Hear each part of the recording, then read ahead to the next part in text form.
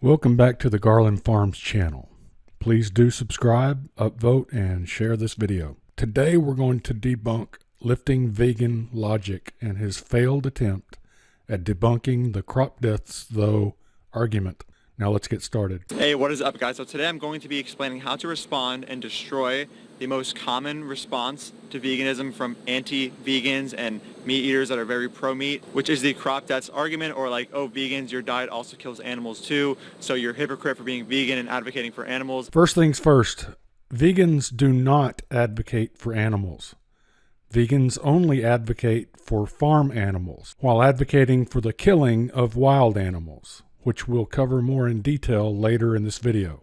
Basically the most common response to vegans. Now, when I say most common response, I really mean the most common response from anti-vegans. I think anti-vegans are always the ones that just love to jump to this and see it as a reason to not be vegan. I think just casual meat eaters more so bring up things like protein more often, but the anti-vegans, the ones that really want to debunk vegans, always bring up the crop deaths though argument and say, vegans, you kill animals too. So I wanted to make this video because I'm DM'd all the time about this argument from non-vegans that are against veganism and also vegans that aren't really sure what to say to this argument. The reason why vegans aren't really sure what to say to this argument is because unless they've been on a cholesterol-free diet long enough to damage their myelin, when they learn about all the different species of wild animals that must be intentionally killed simply because they were drawn to your plants like moths to a flame, they realize that they're living a lie. Thank you, Madam Speaker. My question is to the Minister for Primary Industries. Minister, how do you justify your department's authorised killing of more than 21,000 black swans, 10,000 native hens, 5,000 wombats, 44,000 sulphur-crested cockatoos and 50,000 forester kangaroos since 2014? These are among yellow-tailed black cockatoos, galahs, masked lapwings, gulls and hundreds of thousands of other protected native animals on your government's licence to kill list. What do you say, Minister, to those Tasmanians appalled to hear that 7 platypuses were also included in culling permits? Don't you agree your government's all-care and no-responsibility crop protection system is pushing an unknown number of native animals towards extinction in Tasmania? So let's get into this video and destroy this argument once and for all. Yes, let's do that. So to start, I just want to say that this argument towards veganism is just a tu quo quo fallacy. Okay, let's start here. This fallacy not only doesn't apply, as I'll explain a bit later, but it's not pronounced tu quo quo. It's pronounced tu quo que. Your mispronunciation of tu quo que is indicative of the fact that you don't do enough research to know how your fallacies are pronounced. Much less have you done enough research to be able to come anywhere close to acknowledging the mountain of wild animals that you kill with your destructive plant diet. Which essentially is just a fallacy where you are trying to appeal to hypocrisy as opposed to respond to the actual argument that someone is making towards you. Actually, our argument is much more than simply pointing to your hypocrisy. It's actually pointing to the fact that your diet not only kills more animals, but also exacts more suffering, as well as destroys the planet. So, vegans are over here trying to argue towards people that the consumption and exploitation and killing of animals for food, clothing, experimentation, and all that is unethical. And then people will respond, or these anti-vegans will respond with something like, oh, but animals die in plant agriculture too. Now, as will be illustrated clearly in this video, you're not arguing that killing animals is unethical. You're arguing that killing farm animals is unethical. As we will see, killing wild animals, according to you, is very ethical. So this isn't an actual response to when a vegan says, hey, can you justify your actions? It's more so just trying to point at hypocrisy. Again, it's more than simple hypocrisy because veganism, also known as the petroleum lifestyle, kills more animals, exacts more suffering, and is literally destroying the planet. A good example of this is like, let's say my friend was stealing from a homeless man or something. And I said, why did you steal from a homeless man? And he says, dude, when we were 13, you stole Skittles from Walmart. So this is a way of my friend appealing to my hypocrisy as opposed to actually responding to the argument that I'm putting forward. No. See, in my case, being a farmer who practices permaculture and employs regenerative ruminant grazing to sequester atmospheric carbon and deposit it back into the soil where it belongs, it's more like you're asking me, dude, why are you stealing from this homeless man when in all actuality you are stealing from the homeless man while I'm providing him food and shelter? So this is what an anti-vegan is doing when they try to bring up the crop death though argument. They're just trying to appeal to hypocrisy as opposed to actually respond to the arguments that vegans are making about animal cruelty and animal abuse in the animal agriculture industry. No, it's a case of we're trying to get you to acknowledge, in an honest way, the intentional animal torture and death that occurs in the plant agriculture industry. So now we're going to go through the other flaws in this argument outside of the fact that it is an appeal to hypocrisy or tu quo quo fallacy. Tu quo quo. So now let's examine what these people mean when they bring up crop deaths as an argument towards veganism. So by crop deaths, they're referring to one of two things. Number one, they're referring to rodents and little like field mice and all that get caught in combine harvesters that are meant to harvest plants and are accidentally killed as a result of the harvesting process of plants. Look, accidental harvest deaths do occur, but the vast majority of animals that are tortured, maimed, and killed in plant agriculture are the intentional deaths brought about by the crop protection industry and the unintentional deaths brought about by pesticide drift, as well as pesticide and industrial fertilizer runoff. Well, dead zones are just like the name implies. They're dead, because the oxygen has been taken out of those zones, deprived. Nothing can live without oxygen. So you have dead zones the size of like the state of Connecticut. I mean, and you have these, and whenever you have an overuse of nitrogen-based fertilizer. Remember, we have so abused and exploited our soil that we had to put nitrogen on it to keep growing these industrial crops. Put that in, well, it happens. Rain comes, washes it into the rivers. Goes down the rivers into these deltas, stays there, right? The nitrogen, you have all these blooms, these algae blooms. What do they soak up? What do the algae blooms? They soak up oxygen. And then you've seen it all on television, these huge fish kills. I mean, you see thousands, tens of thousands, no, it's hundreds of thousands of deaths of fish because they are deprived of oxygen. Nothing can live there. Nothing can live. So in order to grow these plants and through synthetic, fertilizers, often created through oil, by the way. So we want soil, not oil. That's 1 7-second soundbite you want there. We want soil, not oil here, and we know the result of that by trying to last gasp, put these millions and millions of pounds of fertilizer on our land to try and keep industrial agriculture alive for 5 or 10 more years before the whole paradigm collapses. We have this terrible result, which is the deprivation of oxygen in these huge areas called dead zones, and where nothing can live at all. It's really a chilling kind of metaphor, too, for what I call the culture of death. Not only are we killing everything with our biocides, pesticides so-called, but we're also killing so much through this use of synthetic fertilizers. Okay, and then the second thing is the pesticides and insecticides that are there to intentionally kill and protect plants from animals and insects that would otherwise destroy our plants. So here is where your advocacy for animals ends. Any intentional exploitation, harassment, torture, or killing of animals that occurs so that you can protect your plants is, according to you, justified. And let's be clear, it's not just some lonely guy out in a field spraying some relatively harmless mist on some plants. We're talking about profoundly damaging insecticides, fungicides, herbicides, and rodenticides, as well as trapping, choking, drowning, and shooting, and shooting, and shooting.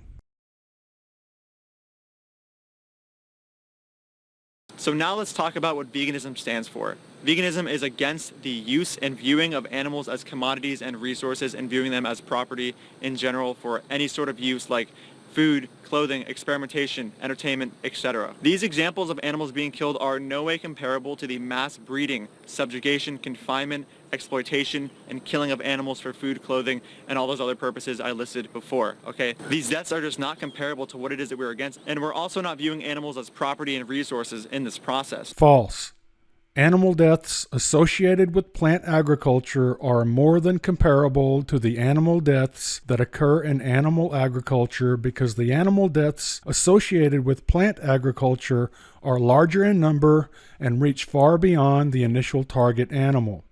And while you may not view animals as property and resources, you certainly do view animals as mortal enemies that you will not hesitate to harass, torture, and kill in untold numbers when they threaten your crops or happen to find themselves downwind or downstream of your petrochemicals. Unintentional crop deaths from the crop harvesting process and intentional killing out of defensive crops is not the same thing as what vegans are fighting for when it comes to animal agriculture. Right, because you only care about farm animals that are killed for nutritional sustenance. Those animals killed by your reckless crop protection measures are welcomed, just as their corpses are allowed to rot in the fields or streams, lakes, and oceans to serve as a conduit for untold numbers of secondary poisonings of wild predator species. When thinking about this logically, we have to ask, how is the breeding, confinement, subjugation, exploitation, and killing of animals for food, clothing, experimentation, entertainment, and all that comparable to accidental deaths in crop fields and then killing out of defense of crops? Again, you see wild animals that threaten your plants as mortal enemies, which you don't mind harassing, torturing, and killing, just as long as no human is allowed to gain nutritional sustenance from their flesh. Now, before I go on with this video, I'm not implying that vegans are just absolutely okay with these crop deaths and these industry deaths, okay? Of course, in an ideal world, we would like to have vertical farming or veganic farming on a mass scale so that we can prevent these deaths from happening in the first place. This is either a lie or a misunderstanding that is all too prevalent in the vegan cult community. The largest plant agriculture operation that's ever tried to employ veganic farming that I know of is Gabe Brown, and he found that veganic farming was insufficient. So to this day, he uses no-till cover cropping in combination with high-density rotational ruminant grazing in order to achieve amazing results. Vertical farming is entirely dead on arrival because it relies 100% on the Haber process, which not only is entirely reliant upon the petroleum industry, but also emits gargantuan amounts of methane into the atmosphere. Vertical farming also relies upon phosphate mining and potassium mining, both of which are destroying lives, both animal and human, as well as literally destroying the earth. Not to mention that petroleum, mined phosphorus, and mined potassium are finite resources that are guaranteed to run out in the future, versus ruminant manure, which is an infinite resource due to the fact that it's part of the natural nutrient cycle. But for the sake of argument, let's pretend that vertical farming and veganic farming are impossible to implement on a mass scale and that the vegan diet will always require these industry deaths. Just for the sake of argument, and let's see where we're starting from in thinking that all industry deaths ever are immoral, because that is essentially what these anti-vegans are implying in mentioning crop deaths. No, we're not saying that all industry deaths ever are immoral. This is what we call a straw man fallacy. What we're saying is that you, for no other reason than palate pleasure, are destroying the earth and killing untold numbers of animals, including driving some to extinction for no other reason than to protect some plants. So if we all held the position that all industry deaths are immoral, civilization and society as a whole could not function properly. When it comes to various industries, industry deaths are essentially inevitable, okay? If I order a product from somewhere that requires a plane, the plane might end up accidentally hitting a bird, okay? If there's cargo being transferred through a boat or a truck or whatever, there's also going to be accidental deaths. In construction sites, there's also accidental deaths. When it comes to the automobile industry, thousands of people die in automobile accidents every year. There are industry deaths essentially everywhere, okay? So industry deaths, okay, we have to understand that the position that all industry deaths are immoral really puts us in a place where overall society could no longer function. Now you're using the appeal to futility fallacy. You're saying that since we can't prevent all industry deaths, that we shouldn't do anything about the death and destruction that industrial plant agriculture is exacting upon the planet and its inhabitants. Typical, disgraceful vegan mental gymnastics that serve no purpose but to mislead and harm. And from a utilitarian perspective, we can agree that civilization and technological innovation and all these things have created overall more well-being in the universe than there was prior to civilization, prior to technology and industry, where we were living in scarce environments and surviving and dying off to predators and starvation and all these kinds of things. While civilization has its perks for the few, the fact is, for most of humanity, civilization has brought with it diseases of civilization, which have been brought to us primarily by industrialized plant agriculture and the cancer stew of agrochemicals that are constantly being sprayed into our soil, air, and water, along with tillage, which is robbing the soil of carbon and nutrients, turning it from healthy soil to hydrophobic dirt that causes flooding and an addiction to the Haber process, phosphate strip mining, and potash mining. I don't mean to say right now that industry is perfect. Obviously, we should strive to reduce the amount of industry deaths that take place in all forms of industry, not just plant agriculture. I am just trying to explain what the logical extension is of viewing all industry deaths as immoral and the world that we would be led to if we followed this logic to its full logical extension. And that is a world without industry, without civilization, and hence much less well-being. Make no mistake, industrial plant agriculture is causing the world to experience much less well-being. So to summarize what vegans are fundamentally against, we are against the breeding, exploitation, killing, subjugation, and confinement of sentient life of animals for food, clothing, experimentation, etc. Yes, we know you claim to care about farm animals. It's the wild animals that threaten your toxic plants that you absolutely despise and go out of your way to harass, maim, and kill. So the accidental killing of animals in crop fields and the intentional killing of animals who are attacking our crops and who would otherwise destroy our crops if we had not killed them is not the same thing as what I just said that vegans are morally against. Right. It's not the same thing. Meat eaters make sure that the animals' deaths that we support serve a nutritional purpose by supplying us with essential nutrients such as heme iron, vitamin B12, vitamin D, zinc, and omega-3 fatty acids. While the animal deaths that vegans support serve no purpose but to rot in the fields, streams, lakes, and oceans, or as a conduit to exact more harm by transferring your horrible poisons up the food chain. Now, I can even explain to you meat eaters and anti-vegans that my position on crop deaths and industry deaths in general, like killing out of defense of crops, are justified and logically consistent with my position on humans, okay? So if we had this whole system going that was keeping civilization going with our food system, and there were hypothetical insect-level intelligent human beings and rodent-level intelligent human beings. Okay, first, since when is veganism's position that it's okay to kill animals and human beings of lower intelligence? Secondly, if you were to pull your head out of your long enough to look at the facts, you would find that your pesticides not only kill your target animals, but because they are not target specific, they kill a large range of different kinds of animals that your calculus does not consider. Add to this that your assertion that rodents are not intelligent is false. Rodents are very intelligent, and your assertion that they are not only proves that you are operating within your own confirmation bias. Also, this repeated attempt of yours to assert that the only animals that are killed by the crop protection industry are insects and rodents is an absolute lie. The crop protection industry intentionally kills insects, rodents, pigs, deer, elk, swans, wallabies, duck-billed platypuses, crows, doves, kangaroos, elephants, monkeys, and on and on and on.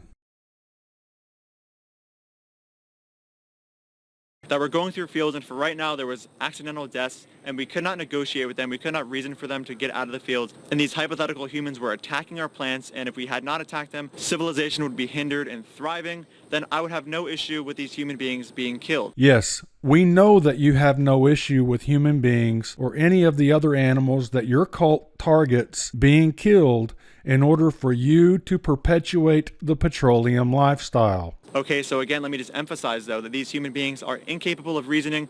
They're at the same cognitive level as, say, insects or rodents, and we cannot reason for them to get out of the fields, to stop attacking our plants, and stop hindering civilization. Again, if there's anything that's hindering civilization, it's industrial plant agriculture. And I have to emphasize again that vegans do not view plant agriculture today as the final result in how we would like plant agriculture to be on a mass scale.